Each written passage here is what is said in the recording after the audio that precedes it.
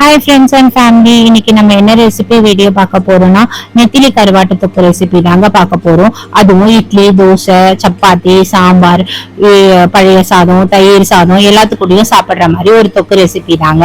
வாங்க எப்படி செய்யலாம்னு பார்க்கலாம். அதுக்கு நான் நெத்திலி கருவாடை தான் எடுத்திருக்கேன்.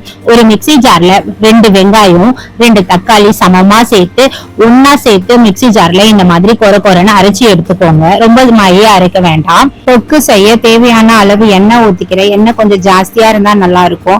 4-5 காஞ்ச மிளகாவை கிள்ளி போட்டு நல்லா வறுந்ததும் நம்ம கிளீன் பண்ணி எடுத்து வச்சிருக்க நெத்திலியை சேர்த்து நல்லா பொன்னிறமா வறுத்ததுக்கு அப்புறம் அரைச்சு வச்சிருக்க பேஸ்டை இதோட சேர்த்துக்கோங்க. தக்காளி வெங்காய பேஸ்ட, ஒரு சிட்டிக்க உப்பு, 1/4 டீஸ்பூன் மஞ்சத்தூள் சேர்த்து நல்லா வதக்கி விட்டு மூடி போட்டு எடுங்க. இது வெங்காய தக்காளியில இருக்க தண்ணியே இதுக்கு போதுமானது.